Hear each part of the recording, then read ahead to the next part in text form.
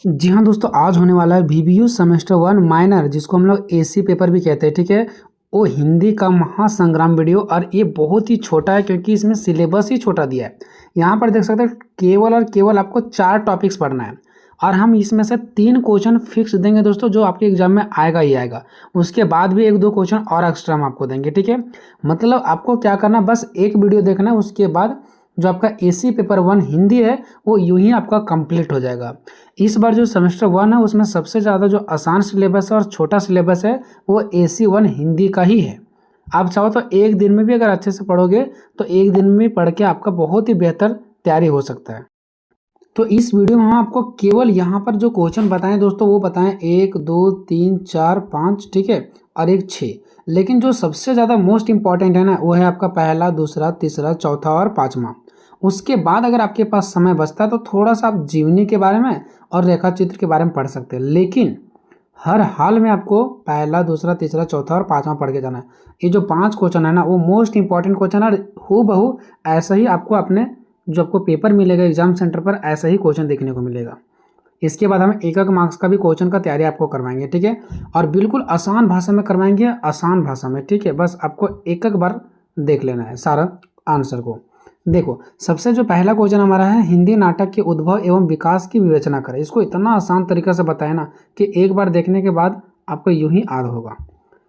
जी हाँ दोस्तों, इस क्वेश्चन को बिल्कुल आपको ट्रिक के माध्यम से, जी हाँ दोस्तों, ट्रिक के माध्यम से हिंदी नाटक का कैसे उद्भव और विकास हुआ, बिल्कुल आपको ट्रिक के माध्यम से, देखिए मैं आपको बता दिया हूँ। यहाँ से हिंदी नाटक स्टार्ट होता है और यहाँ पे आकर के रुक जाता है। बिल्कुल बहुत ही आसान तरीका से एक बच्चा भी समझ सकता है इसको। ठीक है, अब इसको हम स्टार्ट करते हैं। बिल्कुल आपको ट्रिक से बताएंगे, चाहे हिंदी नाटक के उद्भव विकास की विवेचना करना आ जाए, चाहे हिंदी नाटक के इतिहास का वर्णन करना आ जाए, किसी भी तरीका से क्वेश्चन आ जाए। हिंदी नाटक मतलब हिंदी नाटक का उद्भव विकास कैसे हुआ, यानी इसका जन्म कैसे हुआ। ठीक है, हम लोग भी बचपन में जन्म लेते हैं, छोटा रहते हैं। हो सकता है कि हमको अपने घर में अगर खाने पीने के लिए मिल जाता है तो वहाँ से बड़ा होते हैं, तो कोई मामा के यहाँ से बड़ा होता है, कोई यहाँ दीदी के यहाँ से बड़ा होता है। मतलब अलग अलग जगह पर लोग रह करके क्या होता है, बड़ा होते हैं। वैसे ही हम लोग देखेंगे कि हिंदी नाटक कैसे कैसे रास्तों से इन्होंने गुजरा, कहाँ कहाँ हिंदी नाटक गया, कौन कौन ऐसे व्यक्ति तो जो हिंदी नाटक को आगे लाने का प्रयास किए। ठीक है, हिंदी नाटक लिखने का काम किए, और धीरे धीरे इसका विकास किस प्रकार से हुआ है ना। तो सबसे पहले बात करते हैं हिंदी नाटक का।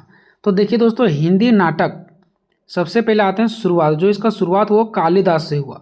लेकिन शर्त ये था कि कालिदास जो नाटक लिखे थे ना, वो संस्कृत भाषा में लिखे थे, और हमारा तो क्वेश्चन है हिंदी नाटक, और हिंदी नाटक इन्होंने नहीं लिखे थे।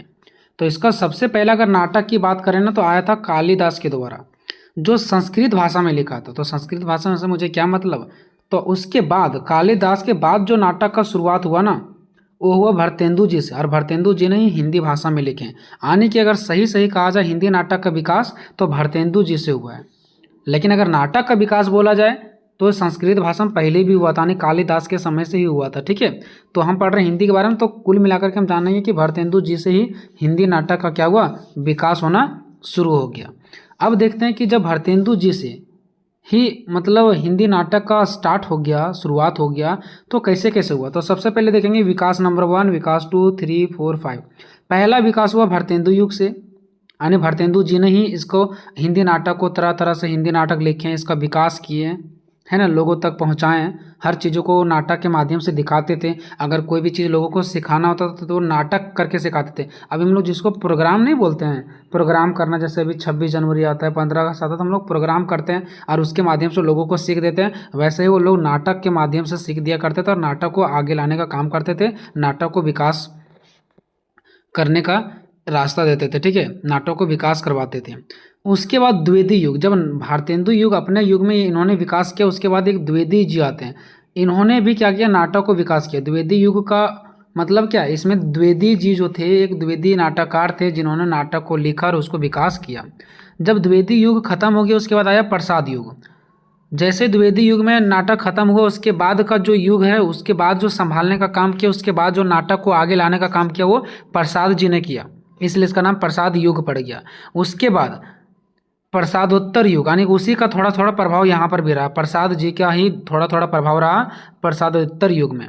उसके बाद स्वतंत्रता युग का मतलब है जब हमारा देश आज़ाद हो गया उसके बाद से बहुत सारे लेखक और नाटककार लोग आए, बहुत सारे नाटककार लोग आए और नाटक लिखे हैं, नाटक करवाएं और नाटक का विकास करवाएं, और इस प्रकार से हिंदी नाटक का विकास हो गया। तो एक का करके पढ़ेंगे, बहुत ही आसान है, ठीक है। हिंदी नाटक उद्भव और विकास की विवेचना। सबसे पहले परिचय देखते हैं। तो नाटक लेखन की परंपरा अत्यंत ही पुरानी है। अगर हम प्राचीन नाटक की बात करें, सबसे पुरानी बात नाटक की बात करें तो महर्षि भट्ट और महाकवि कालिदास का नाम सर्वप्रथम आता है। क्यों? क्योंकि उन्होंने संस्कृत में लिख रखा था, ठीक है, परंतु उनके द्वारा लिखे गए नाटक संस्कृत भाषा में थे। यही तो एक प्रॉब्लम है कि सबसे पहले तो आया था संस्कृत भाषा में नाटक, ठीक है, जिसको लिखने वाला महर्षि भट्ट और महाकवि कालिदास थे, लेकिन ये संस्कृत भाषा में लिखे थे। हिंदी में नाटक लिखने की परंपरा का शुरुआत भारतेंदु हरिश्चंद्र से ही माना जाता है, मतलब भारतेंदु जी से माना जाता है। भारतेंदु जी को हिंदी नाटक के जन्मदाता के रूप में जाना जाता है, क्योंकि इन्हीं के काल से हिंदी नाटक सामने देखने को मिल रहा था। नाटक में क्या होता है दोस्तों? काव्य, चित्र, संगीत, वस्तु जैसे कई कलाओं का योगदान होता है। संगीत दिखाया जाता है, चित्र दिखाया जाता है, कभी जैसे हम लोग प्रोग्राम करते हैं तो कभी घोड़ा बन जाता है, कभी कोई कुछ बन जाता है, कभी कुछ झांसी की रानी बन जाती है, तो चित्र वगैरह ये सब चीज़ दिखाया जाता है नाटक में, ठीक है। देखेंगे हिंदी नाटक का उद्भव जो हुआ और विकास हुआ वो किस प्रकार से हुआ। तो नाटक रचना को 4 भागों में बांटा जा सकता है। यहाँ पे सॉरी 4 लिखा गया, 5 भागों में बांट सकते हैं, ठीक है। भारतेंदु युग, द्विवेदी युग, प्रसाद युग, प्रसादोत्तर युग और स्वतंत्रोत्तर युग। हालांकि जो ये प्रसाद युग है ना और प्रसादोत्तर युग दोनों एक ही से मिला जुला है, ठीक है। तो ये टोटल 5 प्रकार के हम इसको अलग अलग युग में बांट सकते हैं। अब एक करके देखते हैं कि भारतेंदु युग क्या था, द्विवेदी युग क्या था, प्रसाद युग क्या है और प्रसादोत्तर युग क्या और स्वतंत्रोत्तर युग क्या है। पहला आते हैं भारतेंदु युग। तो देखिए भारतेंदु हरिश्चंद्र का जन्म 1850 में हुआ। भारतेंदु हिंदी नाटक के जन्मदाता ही नहीं, वो अपने युग के सर्वश्रेष्ठ नाटककार भी थे। मतलब जैसे ही इनका जन्म हुआ और यहीं से हिंदी नाटक का भी क्या हुआ, स्टार्ट हुआ। अब जैसे जन्म लिए वैसे नहीं, मतलब थोड़ा सा जब ये हिंदी नाटक लिखने लायक हो गए उसके बाद से हिंदी नाटक को जन्म देने वाला इसी को माना गया, क्योंकि यहीं से स्टार्ट हुआ था, ठीक है, भारतेंदु जी से ही स्टार्ट हुआ था। इससे पहले संस्कृत नाटक का प्रभाव अधिक था। इससे पहले तो संस्कृत भाषा में लिखा गया था और हिंदी में नाटक लेखन की परंपरा नहीं थी, और उस टाइम हिंदी नाटक लिखने की परंपरा नहीं था, ठीक है। हिंदी नाटक की शुरुआत भारतेंदु हरिश्चंद्र से ही मानी जाती है। यानी जो हिंदी नाटक का शुरुआत हो किसके कहाँ से हुआ था? तो भारतेंदु युग से हुआ था, ठीक है, जिन्हें आधुनिक हिंदी साहित्य का जनक कहा जाता है। जिससे आधुनिक हिंदी साहित्य यानी अभी के समय, आधुनिक मतलब कि अभी के समय में जो हिंदी नाटक देख रहे हो वो किसका देन है? भारतेंदु जी का तो ही देन है ना, इसलिए इसका आधुनिक युग कहा जाता है, ठीक है। इसका एक प्रसिद्ध नाटक था भारत दुर्दशा और अंधेर नगरी। अब देखिए दोस्तों, जो भारतेंदु जी थे ना वो अपने नाटक को आगे बढ़ाने का काम किया और नाटक लिखने का काम किया। उसमें से इन्होंने 2 नाटक लिखा, एक भारत दुर्दशा और एक अंधेर नगरी। ये सब नाटक तब लिखा जा रहा था, ये तब नाटक विकास हो रहा था जब हमारा देश अभी आज़ाद नहीं हुआ था। तो इन्होंने उसी समय जब हमारा देश आज़ाद होने वाला था उस टाइम इन्होंने नाटक लिखा भारत दुर्दशा, यानी भारत पर लिख दिया, भारत कैसे अंग्रेजों के गुलाम था, क्या है नहीं है, उस पर लिख दिया। अंधेर नगरी, अंधेर नगरी का मतलब है कि जिस देश में राजा आंधर हो, वहाँ का सरकार आंधर हो, जनता के लिए कुछ ना करे, वो पूरी चौपट हो जाता है, इनका ये कहना था, ठीक है। तो उस टाइम ये 2 नाटक लिखे, भारत दुर्दशा और अंधेर नगरी। देखते हैं भारत दुर्दशा में इन्होंने क्या लिखा। तो इन्होंने एक जो पहला नाटक था भारत दुर्दशा, इसमें इन्होंने ये लिखा कि भारतेंदु हरिश्चंद्र द्वारा रचित एक महत्वपूर्ण नाटक, मतलब भारत दुर्दशा जो है वो भारतेंदु जी के द्वारा एक रचित यानी लिखित एक महत्वपूर्ण नाटक है। इसमें उन्होंने भारत की तत्कालीन स्थितियों का चित्रण किया, यानी भारत के बारे में उन्होंने लिखा। नाटक में भारत की दुर्दशा के लिए ब्रिटिश शासन और आपसी कलह को मुख्य कारण बताया। उन्होंने ये बताया, नाटक में ये चीज़ लिखा कि जो ब्रिटिश शासन है कैसे भारत को गुलाम बना रहा है और भारत के लोग उसके जाल में फंस रहे हैं, यही दोनों के बीच में जो कलह हो रहा है, जो झगड़ा हो रहा है, इसके मुख्य कारण को उसमें उजागर किया, उसमें लिखा, उसमें नाटक में प्रदर्शित किया, ठीक है। भारतेंदु ने भारतवासियों से इस दुर्दशा पर रोने और इसे समाप्त करने का आह्वान किया। देखो भारतेंदु जी ने नाटक के माध्यम से भारतवासियों को ये कहा कि इस दुर्दशा को रोका जाए, किसी भी तरीक़ा से इस जो लड़ाई झगड़ा इसको रोक लिया जाए, ठीक है, इसको समाप्त कर दीजिए, और आग्रह किया लोगों से कि ऐसे लड़ाई मत लड़िए, ठीक है। उसके बाद अंधेर नगरी, दूसरा इसका रचना अंधेर नगरी, यह भी भारतेंदु जी का ही एक रचना थी, जिसमें उन्होंने दिखाया कि जहाँ न्याय और अन्याय में भेद नहीं होता हो, मतलब कोई लोग गलत कर रहा है, कोई लोग सही कर रहा है, तो गलत को गलत तरीक़े से और सही को सही तरीक़े से देखना चाहिए, लेकिन वहाँ का सरकार तो सोई हुई है। तो जो न्याय और अन्याय में कोई भी भेद नहीं करता हो, मतलब न्याय को न्याय नहीं दिलाता हो, अन्याय को सज़ा नहीं दिलाता हो, ठीक है। तो वहाँ क्या होता है ना, वहाँ की प्रजा को राजा की मूर्खता के कारण कष्ट सहना पड़ता है। तो वहाँ के प्रजा का मतलब वहाँ के लोगों को राजा की मूर्खता मतलब उस सरकार के मूर्खता के कारण लोगों को कष्ट झेलना पड़ता है। नाटक के माध्यम से उन्होंने जन चेतना को जागृत करने और अन्यायपूर्ण शासन के खिलाफ आवाज़ उठाने का संदेश दिया। वो नाटक के माध्यम से लोगों तक जागृत करते थे, लोगों के चेतना को बढ़ाते थे कि कैसे हम लोगों को सतर्क रहना है, कैसे हमारे मतलब अपने आप को विकास करना है, ठीक है। और कैसे हमें अगर कोई हमारे ऊपर अन्याय कर रहा है तो उसके खिलाफ लड़ाई लड़ना है। अगर हमारे ऊपर कोई अन्याय कर रहा है तो कैसे उसके खिलाफ क्या करना है, लड़ाई लड़ना है। क्योंकि उस टाइम अंग्रेज हमारे क्या थे, खिलाफ थे। अंग्रेज क्या कर रहे थे, हमारे विरुद्ध वो लोग हमारे ऊपर शासन कर रहे थे, तो उस सबसे कैसे लड़ाई लड़ना वो भी ये सब चीज़ों में बता रहे थे, ठीक है, अन्य नाटकों के माध्यम से।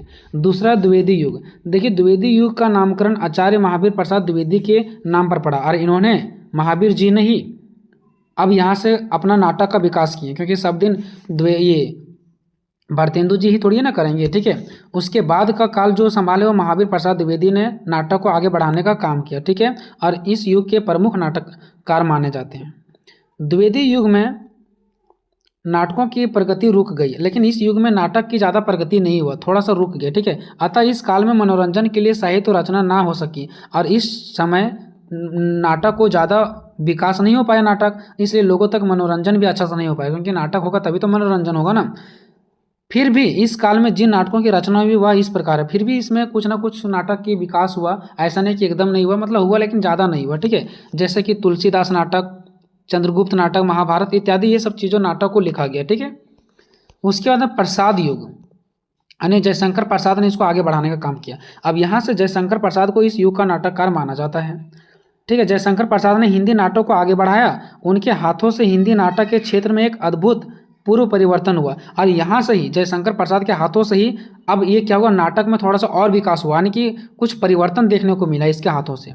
जयशंकर प्रसाद जी ने 1 दर्जन से अधिक नाटकों की रचना की। 1 दर्जन मतलब 12 से भी अधिक लगभग इन्होंने नाटक की क्या किया, रचना किया, नाटक लिखे।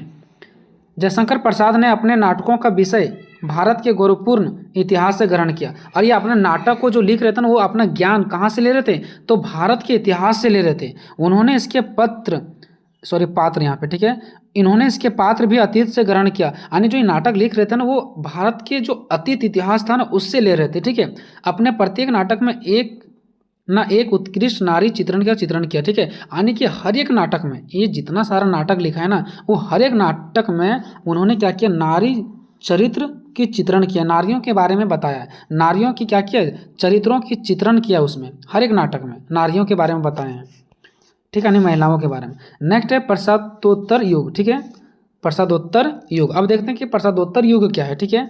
तो प्रसादोत्तर युग में प्रसाद जी के द्वारा क्या हुआ, इसको आगे बढ़ाया गया।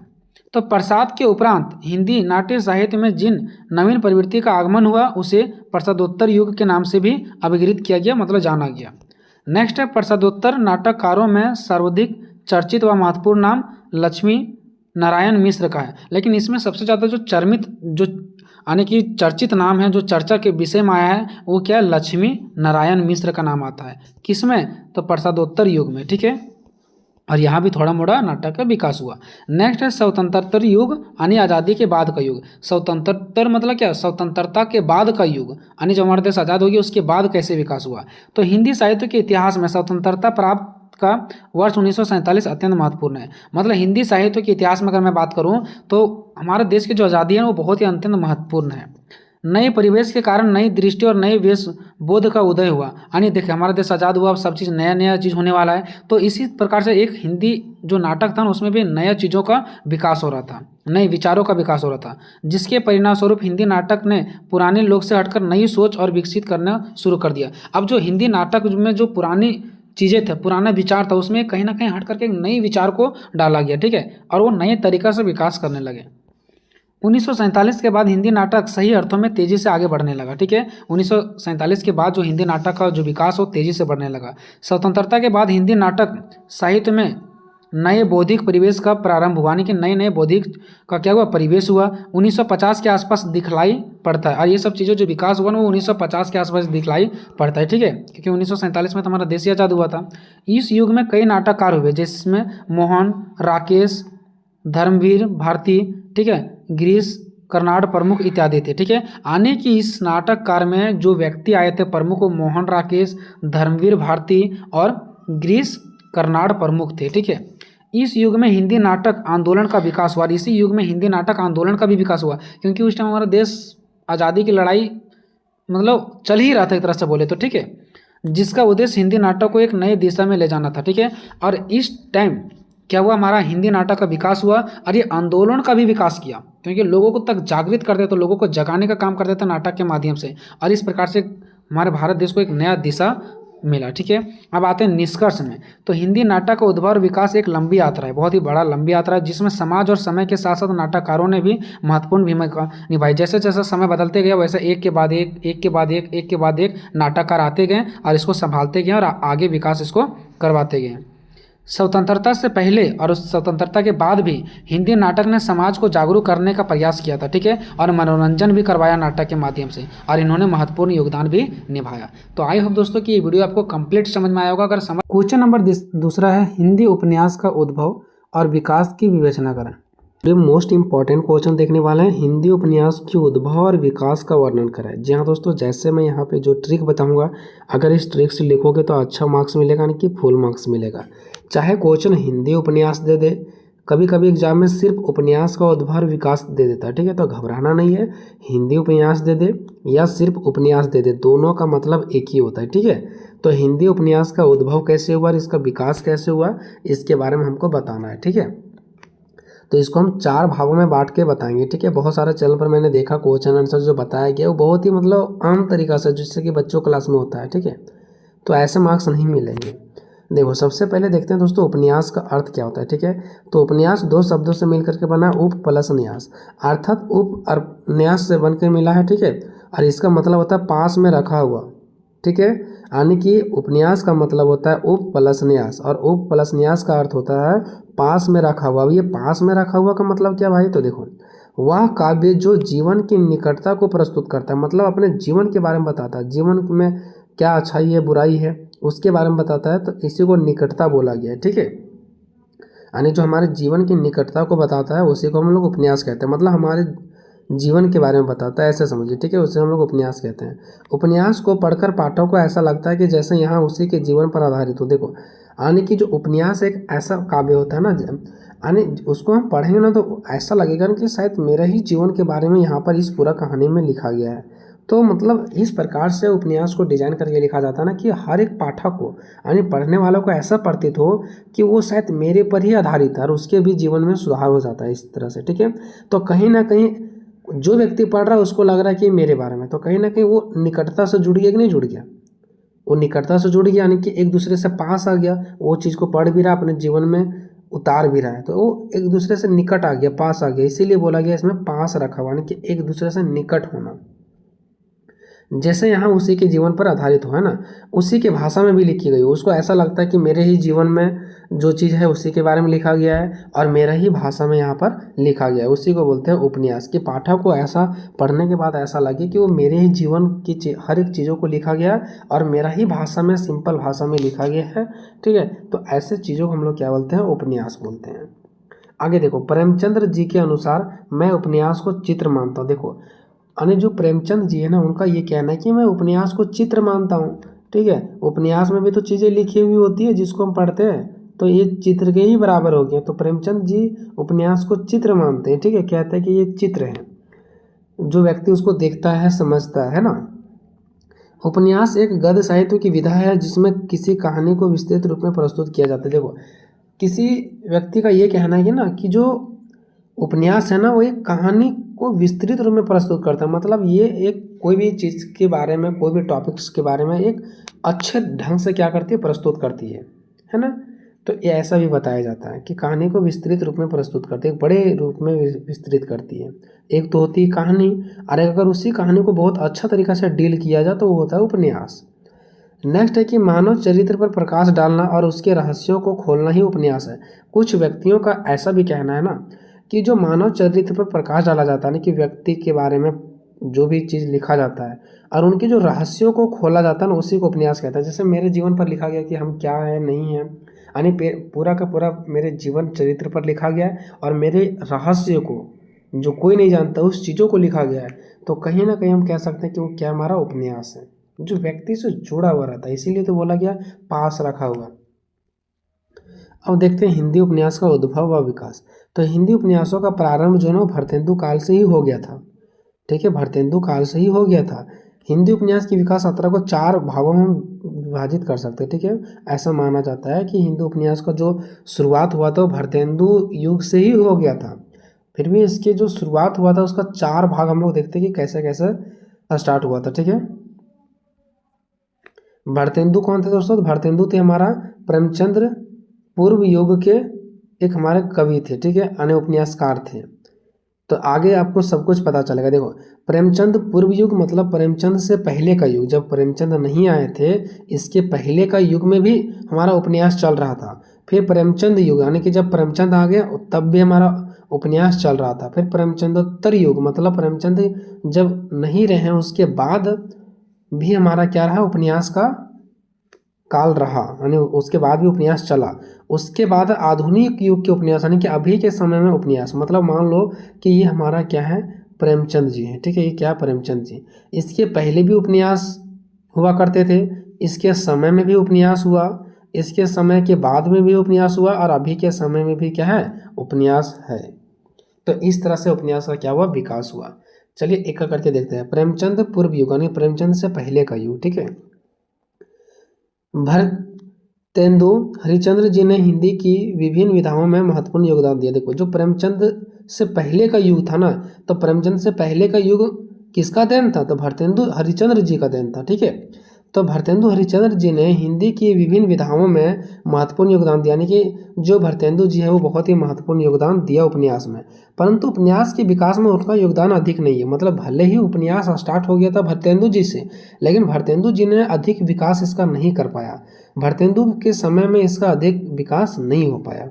उन्होंने कुछ उपन्यासों का अनुवाद अवश्य किया, यानी जो भरतेंदु हरिश्चंद्र जी थे उन्होंने कुछ उपन्यासों का अनुवाद किया, लेकिन किसी भी मौलिक उपन्यास की रचना नहीं की। मतलब कोई भी मौलिक उपन्यास मतलब कोई ऐसा उपन्यास उन्होंने नहीं बनाया जिसका नाम हो और ऐसा माना जा सके कि उसी के टाइम से उपन्यास स्टार्ट हुआ था, ऐसा नहीं कहा जा सकता है। स्टार्ट तो किए थे लेकिन उसको पूरा नहीं कर पाए वो। उन्होंने एक उपन्यास भी लिखना आरंभ किया था परंतु वह पूर्ण नहीं हो पाया। अब जब पूरा नहीं हो पाया तो हम कैसे उसके उपन्यास को दर्जा देते कि हाँ सबसे पहला उपन्यास उसी के द्वारा लिखा गया है। वहाँ से स्टार्ट जरूर हुआ लेकिन उनके द्वारा ही उपन्यास को आगे बढ़ाया गया, ऐसा नहीं कहा जा सकता है। अधिकांश विद्वान हिंदी का प्रथम मौलिक उपन्यास श्रीनिवास दास द्वारा रचित परीक्षा गुरु को मानते। देखो, अब जो भरतेंदु हरिश्चंद्र जी थे ना, इसके द्वारा जो उपन्यास लिखा गया था वो तो अधूरा रह गया, तो इसके उपन्यास को पहला उपन्यास नहीं माना जाता है। जो विद्वान होते हैं ना वो किसको देते हैं दर्जा, तो देखिए जो अधिकांश विद्वान होते हैं ना वो हिंदी का प्रथम मौलिक उपन्यास मतलब उपन्यास का जो प्रथम दर्जा दिया जाता है ना वो श्रीनिवास दास जी को दिया जाता है। और इसके द्वारा लिखा गया कौन सा उपन्यास था, परीक्षा गुरु।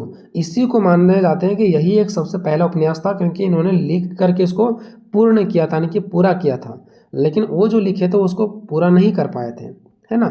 यह एक उपदेशात्मक उपन्यास है जिसमें उपदेश दिया जाता है। प्रेमचंद्र पूर्व यानी प्रेमचंद से पहले का जो उपन्यासों में मुख्यतः समाज के बारे में, ऐतिहासिक के बारे में और पौराणिक उपन्यास मिलते हैं, यानी कि समाज, ऐतिहासिक और पुरानी चीज़ों के बारे में इसमें क्या होते हैं, मिलते हैं। तो इसमें दो चीज़ के बारे में डीपली में चर्चा किया गया दोस्तों, एक भरतेंदु हरिश्चंद्र जी के बारे में और एक श्रीनिवास दास के द्वारा हमारा जो उपन्यास लिखा गया था। लेकिन सबसे महत्व किसको दिया गया, श्रीनिवास जी का जो उपन्यास था परीक्षा गुरु, इसी को मौलिक उपन्यास माना जाता है। अब देखो जो प्रेमचंद्र पूर्व युग था यानी कि भरतेंदु हरिश्चंद्र के समय का युग, ठीक है, यानी प्रेमचंद आने से पहले का युग, उस टाइम हमारे कौन कौन उपन्यासकार थे, तो देवकी नंदन, गोपाल राम गहमरी, ठीक है, एक थे हमारा देवकी नंदन और एक थे गोपाल राम गहमरी और तीसरा थे किशोरीलाल गोस्वामी। चलिए ये तीन आपको याद रखना। अगर बाय द वे अगर आपको विद्वान के नाम नहीं भी याद होते हैं तो आपको कुछ नहीं करना है, उसको छोड़ देना और आगे बढ़ जाना है, ठीक है, रुके नहीं रहना है। अब देखते हैं देवकी नंदन जी के द्वारा कौन कौन सा क्या लिखा गया था। फिर देखेंगे गोपाल राम घामरी के द्वारा, फिर किशोरी लाल गोस्वामी के द्वारा, ठीक है। तो देवकी नंदन, देखो अगर आप नहीं याद हो पाता एग्जाम में तो ये सब छोड़ सकते हैं, ठीक है। देवकी नंदन ने चंद्रकांता जैसे उपन्यास लिखे थे। कौन सा लिखे थे? चंद्रकांता, ठीक है, चंद्रकांता इन्होंने उपन्यास लिखे थे और ये उपन्यास इतने अधिक लोकप्रिय हुए कि इन्हें पढ़ने के लिए लाखों लोगों ने हिंदी सीख लिया ताकि उसको हम पढ़ सकें, समझ सकें। गोपाल राम घरमी, ठीक है, देखते हैं गोपाल राम घामरी के द्वारा क्या लिखा गया था। तो इसके द्वारा 5 दर्जन से भी अधिक उपन्यास लिखा गया था। नेक्स्ट है किशोरी लाल गोस्वामी, तो इसके द्वारा ना उपन्यास बहुत सारा, ढेर सारा लिखा गया था, बहुत सारा। अब देखते हैं प्रेमचंद के युग, यानी कि जब प्रेमचंद आए तब उन्होंने किस प्रकार से उपन्यास को आगे बढ़ाया, ठीक है, यानी कि उसी के समय का बात चल रहा है। तो प्रेमचंद उपन्यास सम्राट कहलाते हैं। देखो जो प्रेमचंद को उपन्यास का सम्राट कहा जाता है क्योंकि इस टाइम ज़्यादा विकास हुआ था इसका। उन्हीं के उपन्यास क्षेत्र से एक नए युग का आरंभ हुआ, यानी कि उसी के समय से उपन्यास का एक नया क्षेत्र आगे बढ़ा। वस्तुतः वे हिंदी के प्रथम मौलिक उपन्यासकार थे। इसको कहा जाता है हिंदी के प्रथम मौलिक उपन्यासकार, मतलब इसको दर्जा दिया जाता है कि पहला उपन्यासकार ये थे। उन्होंने उपन्यास विधा को नई पहचान दिया।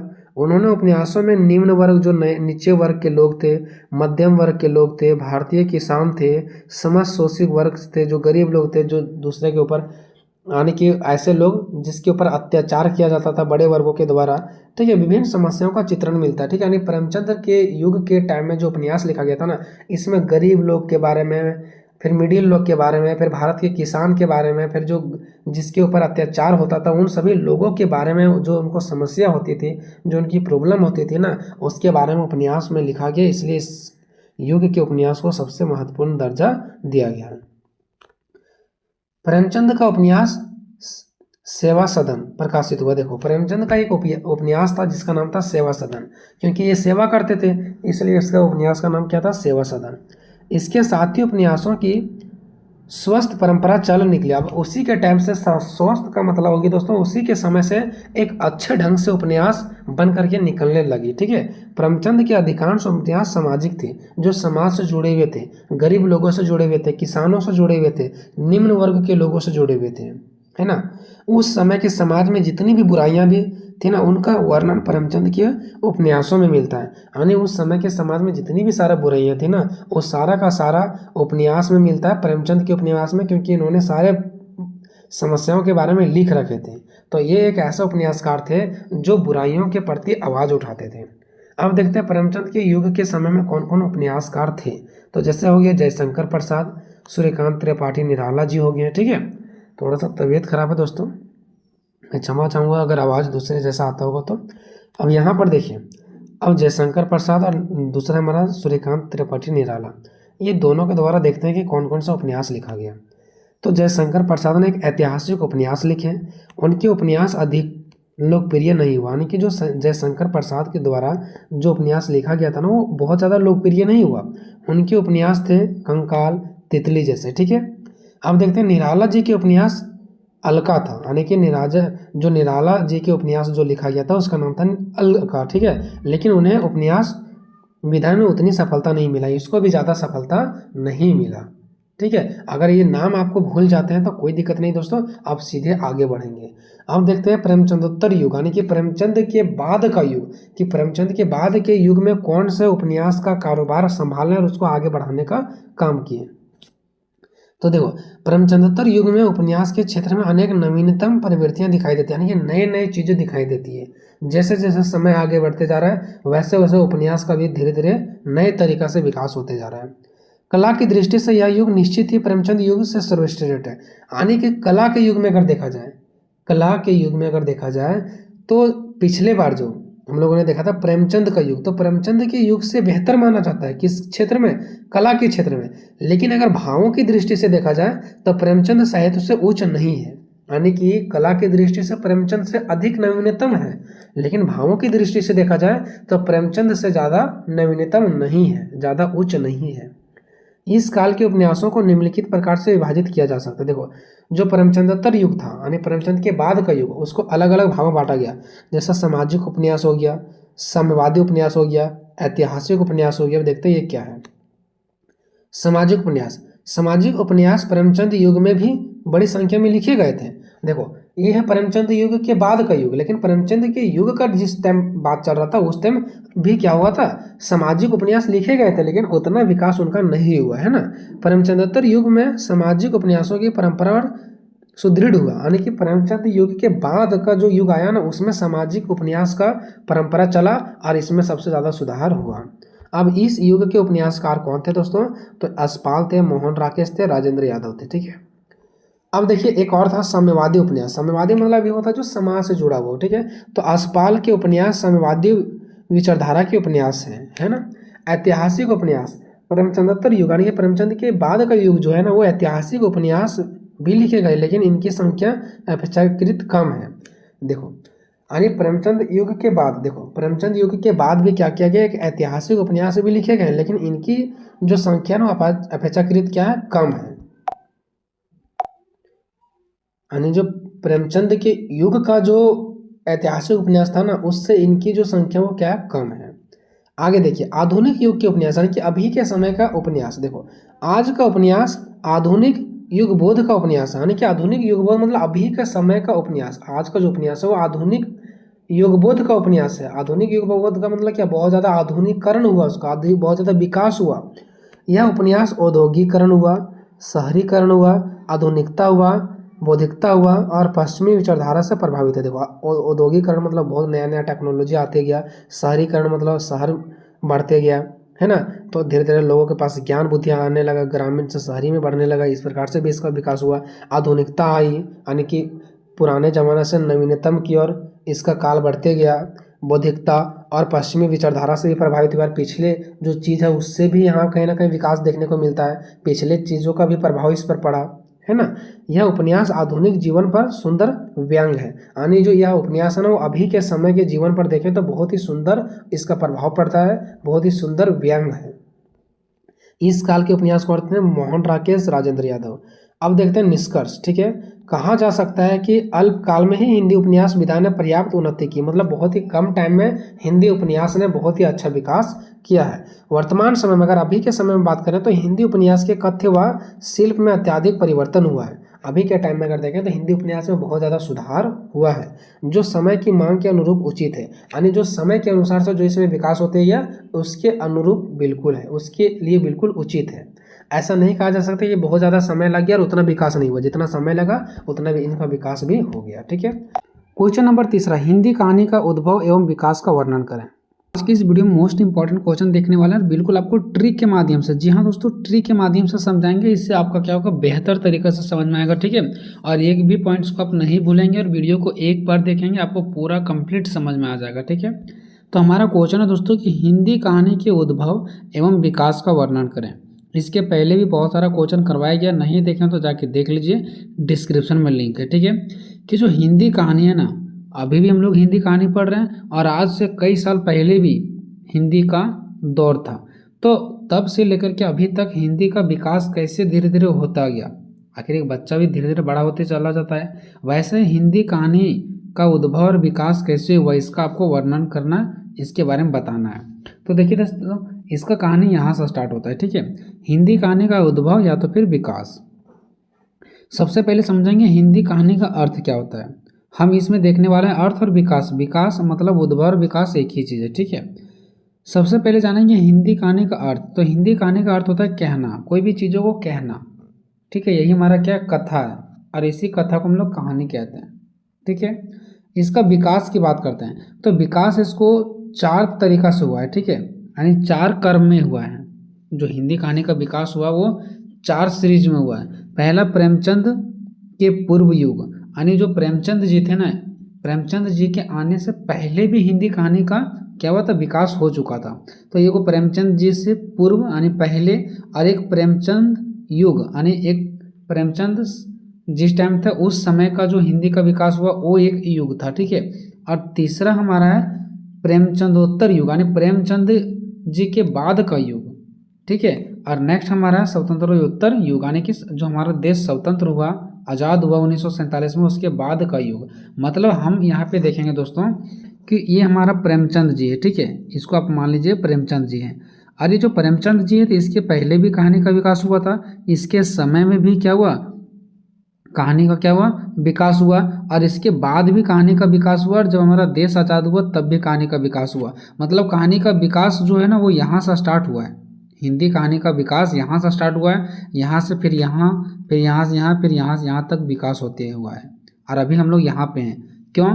क्योंकि ये तब का युग था जब प्रेमचंद जी से पहले का, ये प्रेमचंद जी के टाइम का था, और ये प्रेमचंद जी के बाद का, और ये हमारा देश की आज़ादी के बाद। और अभी भी हम लोग जी रहे हैं, अपना देश की आज़ादी के बाद ही जी रहे हैं। ठीक है, तो इस प्रकार से यहाँ से लेकर के यहाँ तक हमारा हिंदी कहानी का क्या हुआ, विकास हुआ है। इसके बारे में हम लोग पढ़ने वाले हैं। तो बस ये पॉइंट याद रखना आपको, ये जो 4 पॉइंट यहाँ पे आपको दिख रहा है। बात करते हैं हिंदी कहानी के उद्भव और विकास का अर्थ। सबसे पहले जान लेते हैं कि कहानी का अर्थ मतलब क्या होता है। एक छोटा सा परिभाषा, कहानी का शाब्दिक अर्थ होता है कहना, जो कुछ भी कहा जाए कहानी है, किंतु विशिष्ट अर्थ में किसी रोचक घटना का वर्णन ही कहानी कहलाता है। देखो, कोई भी फालतू का बात कह देना कहानी नहीं होता है। कोई रोचक घटना हो, क्या हो, कोई रोचक घटना का अगर हम वर्णन कर रहे हैं तो वो हमारा कहानी कहलाता है। ठीक है, एक छोटा सा पॉइंट देख लेते हैं कहानी के बारे में। कहानी वास्तविक जीवन की एक ऐसी काल्पनिक कथा है। मतलब ये जो कहानी होता है ना, एक वास्तविक जीवन की एक काल्पनिक कथा है। काल्पनिक मतलब हम लोग कोई भी कहानी को अगर क्रिएट करते हैं ना तो कल्पना करके क्रिएट करते हैं, और उसको वास्तविक जीवन पर आधारित होता है। जैसा भी देख रहे हैं कि चोरी डकैती बढ़ रहा है, तो वास्तविकता को देखते हुए, चोरी डकैती को देखते हुए उसी के आधार पर एक कल्पना करके कहानी बनाया जाता है। ठीक है, तो कहानी वास्तविक जीवन की एक ऐसी काल्पनिक कथा है जो छोटे होते हुए भी सवतापूर्ण एवं सुसंगठित होती है। मतलब कहानी जो होती है वो बिल्कुल छोटी होती है, लेकिन उसका अर्थ बहुत ही बड़े होते हैं, वो हमें कुछ सिखाते हैं। ठीक है, चलिए ये तो उधर का बात हो गया उसका अर्थ का। बात करते हैं हिंदी कहानी का उद्भव और विकास। ठीक है, हिंदी कहानी का उद्भव और विकास कैसे हुआ, तो ये 4 सीरीज में हुआ है। कौन सा सीरीज में हुआ है, 4 सीरीज में इसका विकास हुआ। प्रेमचंद पूर्व युग, प्रेमचंद के युग, और एक प्रेमचंद उत्तर युग। ठीक है, एक जो प्रेमचंद उत्तर युग मतलब प्रेमचंद के समय का युग, और एक हमारा स्वतंत्रोत्तर युग यानी स्वतंत्रता के बाद का युग। ठीक है, तो उसको भी हम लोग देखने वाले हैं, लेकिन उससे पहले थोड़ा सा इसके बारे में जानकारी ले लेते हैं। हिंदी कहानी का उद्भव। ठीक है, देखिए कहानी का इतिहास अति प्राचीन है। जो हमारा कहानी ये बहुत ही पुराना है। मानव सभ्यता के विकास के साथ ही मानव समाज में कहानी कहने सुनने की परंपरा चल पड़ी। जब मानव का विकास हो रहा था ना, मानव की सभ्यता का विकास हो रहा था ना, उसी समय से मानव समाज में कहानी को कहना सुनना, एक दूसरे को बोलना, एक दूसरे से सुनना, ये परंपरा चल पड़ी। उसी टाइम से ये परंपरा चलता हुआ आ रहा है। ठीक है, जिसको कथा भी कह सकते हैं हम लोग। साहित्य में, साहित्य मतलब जो हिंदी में हमारा नाटक होता है, कहानी होता है, ये सब हमारा साहित्य होता है। ठीक है, तो साहित्य में कहानी एक लोकप्रिय विधा मानी जाती है। यानी साहित्य में कहानी को एक बहुत ही लोकप्रिय विधा मानी जाती है, क्योंकि ये बहुत पहले से चला हुआ आ रहा है। कहानी की विशेषता यह है कि कोई भी नाटक, उपन्यास आदि सभी में कोई ना कोई कथा कहानी जरूर होता है। देखो, अब कहानी का सबसे ज़्यादा विशेषता, मोस्ट इंपॉर्टेंट चीज़ क्या है पता है, चाहे आप नाटक ले लो, चाहे उपन्यास ले लो, कुछ भी ले लो, इस सभी में कुछ ना कुछ कथा आपको जरूर मिलेगा, यानी कि कुछ ना कुछ कहानी जरूर मिलेगा। ठीक है, यही हमारा कहानी का एक सबसे मुख्य विशेषता है। चलिए अब हम बात करते हैं। ऐसा कहा जाता है कि हृदय के भाव को व्यक्त करने के लिए समय समय पर जितने भी साहित्य रूपों का उदय हुआ, उन सब में कहानी किसी न किसी रूप में विद्यमान थी। मतलब ऐसा कहा गया कि जो हमारे हृदय, जो हमारे मन की भाव है, उस हम दूसरों तक व्यक्त करेंगे ना, जो हमारे मन के विचार हैं वो हम किसी को ना किसी को सुनाएंगे, दुख दर्द जो भी होगा सुनाएंगे। तो हम एक दूसरे को जो सुनाते हैं ना, उसमें कहीं ना कहीं कहानी छुपा हुआ रहता है, और जो हम किसी को सुनाते हैं वही तो हमारा कहानी है ना। ठीक है, वही हमारा कथा है। अब रामायण ले लो, महाभारत ले लो, पुराण ले लो, इन सभी में कथाएं भरी हुई है, कथाएं हैं, मतलब कहानी है इसमें। ठीक है, हिंदी कहानी का प्रारंभ कैसे हुआ, हिंदी कहानी पर जो हिंदी की प्रथम कहानी है वो कौन सी है, इन विषयों को लेकर विद्वानों में लंबे समय तक विवाद रहा।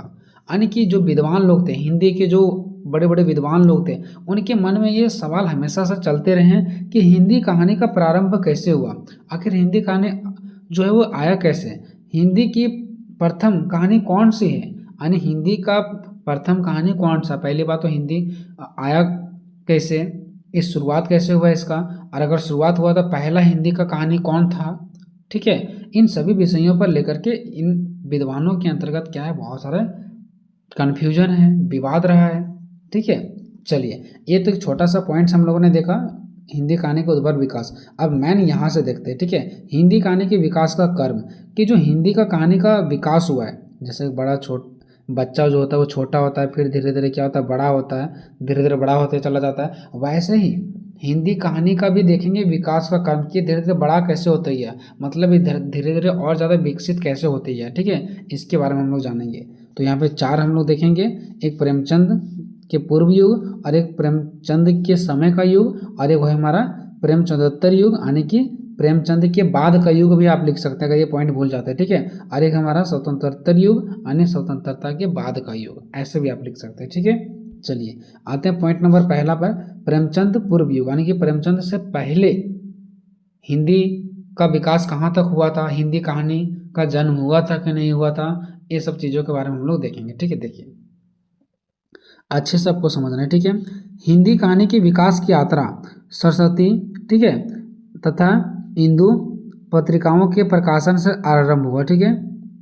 देखिए हिंदी कहानी जब उस टाइम जो हिंदी कहानी छपता था ना, वो सरस्वती और इंदु पत्रिकाओं के प्रकाशन से आरंभ हुआ, मतलब उस टाइम सरस्वती और इंदु 2 पत्रिकाएं थे, और इसी में क्या होता था, हिंदी कहानी छपते थे। हिंदी की आरंभिक कहानियाँ इन्हीं पत्रिकाओं में छपी, जो हिंदी का उस टाइम कहानी था ना, वो इसी सभी पत्रिकाओं में क्या होता था, छपता था। जैसे देखिए यहाँ पे किशोरी लाल गोस्वामी हो गया, रामचंद्र शुक्ल जी हो गया, शिव प्रसाद जी हो गया, ठीक है, आदि के कहानी को इन पत्रिकाओं में प्रकाशन किया गया, यानी जो इन सभी, जो भी मैंने आपको लेखक का नाम बताया, ठीक है, इन सभी लेखक की जो कहानी हुआ करता था ना, वो पत्रिकाओं में प्रकाशन किया जाता था, यानी कि पत्रिकाओं में छापा जाता था। जैसे हम लोग कॉपी के पन्ने में छापते हैं, उस टाइम पत्रिकाओं में छापा जाता था, ठीक है। कौन सा पत्रिका में, तो सरस्वती और इंदु पत्रिका में छापा जाता था, ठीक है। तथा विद्वानों में इनमें से प्रथम कहानी किसका है को लेकर मतभेद रहा है, और अभी भी विद्वानों में ये चीज़ को लेकर के मतभेद रहा है कि जो सबसे पहला कहानी है ना, वो किसका है, किशोर लाल गोस्वामी जी का है, कि रामचंद्र शुक्ल जी का है, कि शिव प्रसाद जी का है, कि और भी सारे जो लेखक थे उनका है। मतलब ये अभी भी इनके मन में कन्फ्यूजन है कि पहला लेखक कौन थे और उसका पहला कहानी क्या था, ठीक है। आगे देखिए आचार्य रामचंद्र शुक्ल जी द्वारा, देखिए आचार्य रामचंद्र शुक्ल जी द्वारा एक कथन दिया गया, इन्होंने ये बोले कि किशोरी लाल गोस्वामी की जो इंदुमती हिंदी का प्रमुख कहानी है। मतलब आचार्य रामचंद्र शुक्ल जी का ये कहना है कि जो किशोरी लाल गोस्वामी है ना, इन्होंने एक कहानी लिखा है जिसका नाम है इंदुमती, और इसी को प्रमुख कहानी माना जाता है कि यही पहला कहानी है ना। कहानी का वास्तविक स्वरूप प्रेमचंद युग में निखर कर सामने आया। देखो अभी तक तो ये जो हम लोग पढ़ रहे हैं ये कब का युग है, प्रेमचंद से पहले का युग। तो प्रेमचंद से पहले का युग जो था ना, उसमें ज़्यादा विकास नहीं हो पाया कहानी का, लेकिन कहानी का जो एक्चुअल में जो कहानी निखर करके आया सामने, जो ये एक्चुअल में जो विकास हुआ ना, वो प्रेमचंद के समय में क्या हुआ, इसका विकास हुआ, यानी कि इस युग में हुआ, प्रेमचंद युग में इसका सबसे ज़्यादा विकास हुआ। अभी ये यहाँ से बस जन्म लेना स्टार्ट हुए, ठीक है, लेकिन इसका एक्चुअल जो निखार है, इसका जो विकास है वो प्रेमचंद युग के समय में इसका विकास हुआ है, ठीक है। चलिए यहाँ पे एक चीज़ आप लोग लास्ट में समझ गए होंगे कि आचार्य रामचंद्र जी का ये कहना था कि इंदुमती ही सबसे पहला कहानी है, जो किसके द्वारा लिखा गया है, किशोरी लाल गोस्वामी के द्वारा लिखा गया है, ठीक है। तो 1 नंबर में आ भी सकता है कि पहला हमारा जो हिंदी का कहानी है उसका नाम क्या है, तो इंदुमती। अब दूसरा आता है दोस्तों प्रेमचंद युग। प्रेमचंद युग में कहानी का सबसे ज़्यादा विकास हुआ है, ठीक है। तो इस युग को कहानी का दूसरा पड़ाव भी कह सकते हैं। इस युग में कहानी का सबसे ज़्यादा विकास हुआ है ना। इस युग के प्रमुख कहानीकार में जयशंकर प्रसाद तथा प्रेमचंद जी आते हैं। देखो इस युग में, यानी अगर दूसरा युग में हम बात करें तो इस युग में सबसे ज़्यादा कहानी का विकास हुआ है, और इसमें हमारा कहानीकार जो थे ना, वो जयशंकर प्रसाद और प्रेमचंद जी, ये 2 व्यक्ति को माने जाते हैं, जयशंकर प्रसाद और प्रेमचंद जी को, ठीक है। प्रेमचंद जी कहानी के सम्राट कहे जाते हैं, यानी जो प्रेमचंद जी थे ना, वो कहानी के सम्राट कहे जाते हैं। प्रेमचंद और प्रसाद यानी वही जयशंकर प्रसाद, ठीक है। तो प्रेमचंद और प्रसाद के आगमन से कथा साहित्य को एक नई दिशा प्राप्त हुआ, क्योंकि देखो ये किसका युग था, ये था प्रेमचंद का युग और था जयशंकर प्रसाद जी का युग। ये दोनों ने मिल करके एक बढ़ चढ़ करके हिस्सा लिया, और इसके वजह से कहानी में क्या हुआ, विकास पैदा हुआ। इस युग की कहानियों में सामाजिक समस्याएं देखी जा सकती है। इस युग में ना जो समाज में समस्याएं हुआ करता था ना, उस पर भी कहानी लिखा जाता था, ठीक है। इस युग में कहानी के सभी तत्वों भी विकास हुआ और इसी युग में कहानी के और भी सारे जो तत्व थे ना, उसका भी विकास हुआ। प्रेमचंद जी ने, इसमें दो लेखक का बात हुआ, प्रेमचंद और हमारे जयशंकर प्रसाद जी का। तो प्रेमचंद जी ने लगभग इसी समय, इसी युग में, अपने समय में 300 से भी ज़्यादा कहानी लिखे हैं। जैसे हो गया पंच परमेश्वर, संतराज के खिलाड़ी, पूस की रात, दो बैलों की कथा, बड़े भाई साहब, ये इत्यादि हो गया, ठीक है। तो 300 से अधिक लिखे हैं, लेकिन आपको कम से कम 2-4 जो याद रहता है वो आप एग्जाम में लिख सकते हैं, ठीक है। कोई जरूरी नहीं कि आपको सारा याद करके जाना है, ठीक है। और कफन प्रेमचंद की आखिरी कहानी है। देखो इन्होंने तो, जो प्रेमचंद जी थे ना, उन्होंने 300 से अधिक कहानी लिखे हैं, लेकिन इसका अंतिम जो आखिरी कहानी था वो था कफन। कफन को लिखे, उसके बाद इसका मृत्यु हो गया, ठीक है। तो हो सकता है कि नंबर में आ जाए कि जो प्रेमचंद जी का आखिरी कहानी का नाम क्या था, तो कफन था, ठीक है। अतः इसके बाद तो कहानी की मानो एक दौड़ चल पड़ी, एक से एक बढ़कर एक कहानीकार हुए। देखो सबसे पहला युग में ज़्यादा कहानी का विकास नहीं हो पाया, उसके बाद जब दूसरा युग आया, दूसरा युग कौन सा आया, प्रेमचंद का युग, तो इसमें कहानी का बहुत ज़्यादा विकास हुआ और विकास करने वाले थे जयशंकर प्रसाद और हमारा प्रेमचंद जी, ठीक है। अब जब प्रेमचंद जी और जयशंकर प्रसाद जी कहानी को बहुत ज़्यादा आगे बढ़ा दिया ना, उसके बाद कहानी को मानो एक से एक कहानीकार यहाँ पे आए और हिंदी कहानी को आगे बढ़ाने का काम किए। अब देखते हैं प्रेमचंदोत्तर युग, ठीक है। प्रेमचंदोत्तर युग मतलब प्रेमचंद के बाद का युग, कि प्रेमचंद जी का जब मृत्यु हो गया तो उसके बाद का जो युग आया, क्या उसमें हिंदी कहानी का विकास हो पाया या नहीं हो पाया। तो देखिए प्रेमचंदोत्तर युग में कहानी जो है वो लेखन में अनेक परिवर्तन हुए। देखो कहानी लेखन में अनेक परिवर्तन हुआ। प्रेमचंद जी के बाद जो हमारा कहानी है उसमें बहुत ज़्यादा परिवर्तन देखने को मिला। इस युग में एक तरफ मनोवैज्ञानिक कहानियाँ लिखी गई तो दूसरी तरफ सामाजिक कहानियाँ लिखा गया। मतलब एक तरफ मनोवैज्ञानिक कहानियाँ लिखा जाता था तो एक तरफ सामाजिक कहानियाँ लिखा जाता था, ठीक है। मनोवैज्ञानिक जो मतलब वैज्ञानिक पर आधारित और एक तरफ से सामाजिक कहानियाँ, ठीक है। अब आगे देखिए इसी पॉइंट में प्रेमचंदोत्तर युग यानी प्रेमचंद के टाइम का जो युग था, ठीक है, उसके बाद का युग। प्रेमचंदोत्तर युग मतलब उसके बाद का युग, ठीक है। तो प्रेमचंदोत्तर युग के प्रमुख कहानीकारक में यशपाल, अमृतराज, ठीक है, अमृत राय, भगवती चरण वर्मा, अमृतलाल नागर व चंद्रगुप्त विद्यालंकर थे। ये सब जो यहाँ पे आपको लेखक के नाम, ये सब आपको जो दिख रहा है ना, ये सब कहानीकार थे, कहानी को लिखते थे।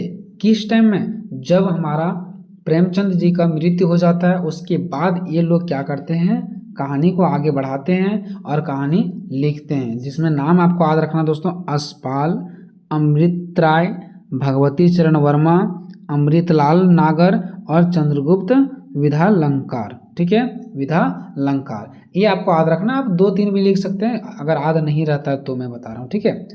इसी में देखिए प्रेमचंदोत्तर युग के अधिकांश कहानीकारक मार्क्सवादी दृष्टिकोण से प्रभावित थे। देखो जो प्रेमचंद जी के बाद का जो युग कहानी का था ना, उसमें जितने सारे लेखक आए ना, वो लगभग सभी मार्क्सवादी पर आधारित थे, ठीक है।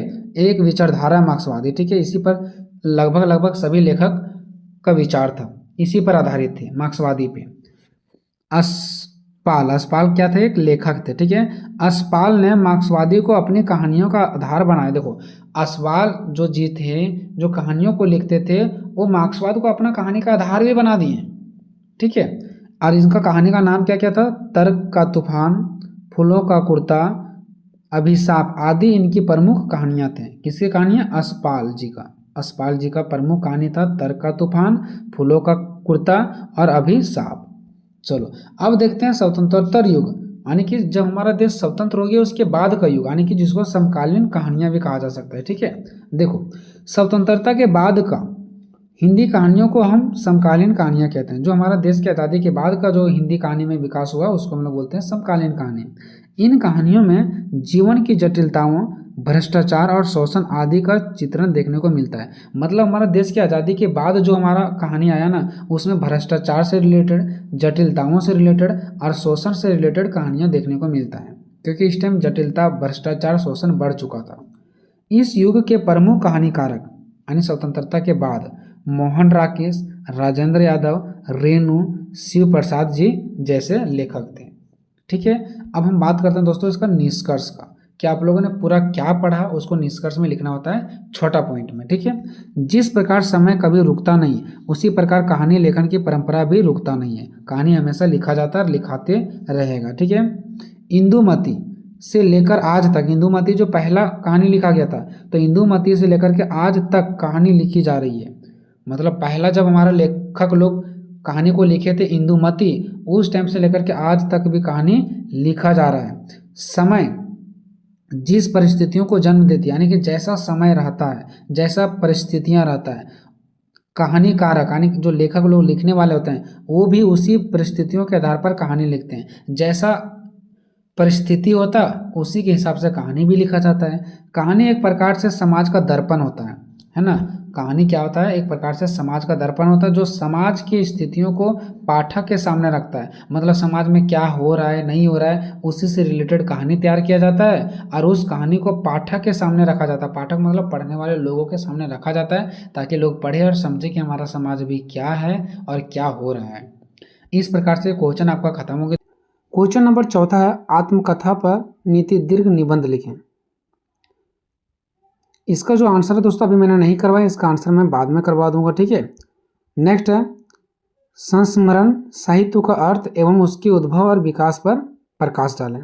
और छठे में मोस्ट इंपॉर्टेंट क्वेश्चन पर बात करने वाला है। ये हो सकता है कि 5 मार्क्स वाले क्वेश्चन में दे सकता है। ठीक है, कि संस्मरण साहित्य का अर्थ बताना, इसके उद्भव और विकास पर प्रकाश डालना है, या तो फिर दे देगा सीधा सीधे संस्मरण साहित्य क्या है इसके बारे में, इस पर आपको एक निबंध लिखें। ठीक है, तो सबसे पहले हम लोग ये समझेंगे दोस्तों कि संस्मरण साहित्य का अर्थ होता क्या, संस्मरण मतलब होता क्या। तो देखो, संस्मरण एक प्रकार का साहित्य लेखन है, यानी कि इसको भी एक लिखा जाता है, जैसे कहानी, कविता, निबंध लिखा जाता है, वैसे ही संस्मरण को भी लिखा जाता है। ठीक है, जिसमें लेखक अपने जीवन की घटनाओं, अनुभवों और यादों को लिखता है। अब आगे मैंने उदाहरण दिया उससे और बेटर तरीके से समझ में आएगा। संस्मरण एक साहित्य लेखन है जिसमें लिखा जाता है, किस चीज़ के बारे में लिखा जाता है, अपने जीवन के कोई भी एक ऐसी घटना आपके जीवन में घटा हुआ है या कोई अनुभव है आपके मन में, आपके दिमाग में, या कोई याद है, तो वो सब चीज़ों को लिखा जाता है। ये नहीं कि फालतू को कुछ भी लिखा जाता है। कोई घटना, कोई अनुभव या तो कोई याद हो ना, उसको जो लिखा जाता है ना, उसी को हम लोग संस्मरण कहते हैं।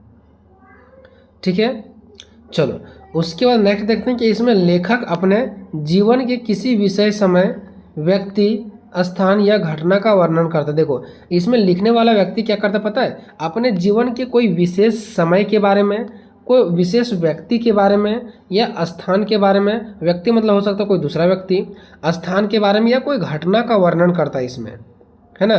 इसमें अपने मान लो कि अपने अनुभव के बारे में लिख रहा है, तो अनुभव के बारे में लिखेगा तो उसमें कोई समय आएगा, कोई हो सकता व्यक्ति भी आ जाए, कोई जगह पर ये घटना घटा होगा, कोई स्थान पर घटना घटा होगा, तो ये सब चीज़ें भी शामिल होता है। संस्मरण में लेखक की व्यक्तिगत भावनाएं और दृष्टिकोण भी शामिल होता है। देखो, अगर मान लो कि हम संस्मरण को लिख रहे हैं तो उसमें हम अपने ओर से कुछ भावना को भी ऐड कर सकते हैं, शामिल कर सकते हैं। ठीक है, जैसे मेरे साथ कोई घटना घटा था आज से यानी 2010 में, तो 2010 में जो मेरे साथ घटना घटा था उसको हम एक लिखेंगे तो वो जगह संस्मरण, लेकिन उसमें हम अपनी भावना को भी ऐड करेंगे कि ऐसे नहीं होना चाहिए था जो मेरे साथ हो गया, तो ये अपने से जो हम भावना ऐड किए ना, ये भी हम संस्मरण में कर सकते हैं। ठीक है, अब आगे देखिए, व्यक्तिगत अनुभवों पर आधारित।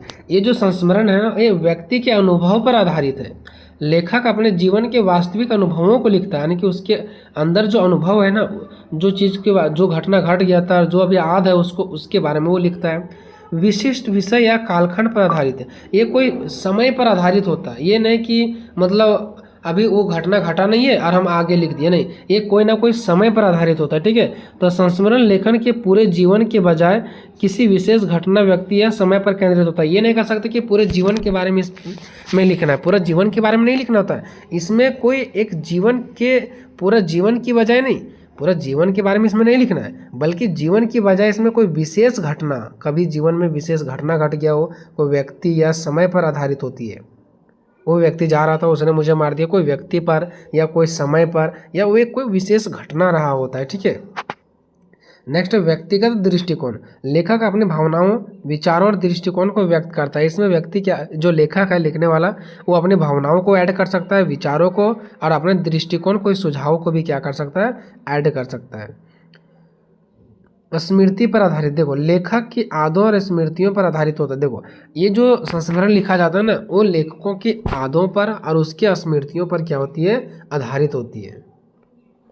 नेक्स्ट संस्मरण लेखन की शैली, यानी इसकी जो शैलियाँ है वो कैसी होती है। तो संस्मरण लिखने की अनेक शैलियाँ, कोई लेखक आत्मकथा शैली अपनाता है, कोई ऐसे लेखक होते हैं जो आत्मकथा की जैसा लिखते हैं, तो कोई निबंध शैली की जैसा लिखता है, तो कोई पत्रात्मक व डायरी शैली लिखता है, कोई पत्र की जैसा लिखता है, तो कोई डायरी की जैसा लिखता है। संस्मरण चाहे जिस शैली में लिखें जाए, ठीक है, उन्हें रोचक होना चाहिए। मतलब चाहे आप किसी भी तरीका से लिख रहे हो, संस्मरण बस वो रोचक होना चाहिए ताकि पढ़ने वाले को थोड़ा सा इंटरेस्ट आए उसके प्रति, ये नहीं कि वो छोड़ दे पढ़ने के लिए। अब उदाहरण के लिए देखिए दोस्तों, महात्मा गांधी की आत्मकथा सत्य के प्रयोग, महात्मा गांधी ने भी, इसका भी एक आत्मकथा है, यानी अपने बारे में लिखे हैं सत्य के प्रयोग, कि सत्य का प्रयोग कैसे करना, इससे क्या फ़ायदा होता है, वो अपने बारे में लिखे हैं, ठीक है। उसका एक प्रसिद्ध संस्मरण है, इन्होंने सत्य के प्रयोग के बारे में संस्मरण तैयार किया है, जिसमें उन्होंने अपने जीवन की विभिन्न घटनाओं और अनुभवों का वर्णन किया। जो जो उसके जीवन में दुख आया, सुख आया, जो भी चीज़ आया, उन्होंने एक विशेष अपने जीवन की घटना के बारे में प्रयोग किया, जिसमें सत्य और प्रयोग के बारे में बताया कि सत्य का प्रयोग करने से क्या क्या होता है। अब देखते हैं संस्मरण साहित्य का उद्भव, ठीक है। तो आधुनिक काल में शुरुआत, इसका जो शुरुआत है वो आधुनिक काल में, ठीक है। संस्मरण साहित्य का उदय आधुनिक काल में हुआ, विशेष रूप से द्विवेदी युग से, यानी कि द्विवेदी के युग से इसका उद्भव माना जाता है, शुरुआत माना जाता है। पश्चिमी का प्रभाव भी इसमें देखने को मिलता है, यानी कि पश्चिमी का प्रभाव, देखो पश्चिम साहित्यों के प्रभाव से हिंदी साहित्य में संस्मरण विधा का विकास हुआ, यानी इसका पश्चिम साहित्यों के प्रभाव से भी हिंदी संस्मरण का क्या हुआ, विकास हुआ। पश्चिम प्रभाव का मतलब हो गया दोस्तों, जैसे दिन प्रतिदिन दुनिया आगे बढ़ते जा रही है, तो उसका प्रभाव पड़ता है, तो वो चीज़ भी विकास करता है ना। पत्रिकाओं का योगदान, देखो जैसे सरस्वती एक पत्रिका है, माधुरी, सुधा, विशाल, भारत, हंस जैसी पत्रिकाओं ने संस्मरण साहित्य के विकास में महत्वपूर्ण भूमिका निभाई। देखो पत्रिका, मान लो कि अखबार छप रही है, अखबार में कोई चीज़ के बारे में अगर दे दिया तो उसका विकास होगा नहीं होगा, वैसे ही अनेक जो पत्रिकाएं थे ना, उसमें भी संस्मरण की बात किया जाता था, जिससे इसका अधिक विकास हुआ। आगे देखो बाल मुकुंद गुप्ता का योगदान, कुछ विद्वान बाल मुकुंद गुप्ता द्वारा जो 1907 में प्रताप नारायण मिश्र पर लिखा संस्मरण हिंदी का प्रथम संस्मरण मानते हैं। देखो कुछ विद्वानों का ऐसा मानना ना कि बाल मुकुंद गुप्ता है ना, इन्होंने एक संस्मरण लिखे थे, किसके ऊपर लिखे थे, तो प्रताप नारायण मिश्र जी के ऊपर एक संस्मरण तैयार किए थे, और इसी संस्मरण को सबसे पहला संस्मरण का दर्जा दिया जाता है। अब देखते हैं संस्मरण साहित्य का विकास, तो द्विवेदी युग से इसका विकास हुआ, हमको पता है। तो इस युग में संस्मरण विधा का प्रारंभिक स्वरूप दिखाई देता, नहीं कि यहाँ से स्टार्ट होते हैं।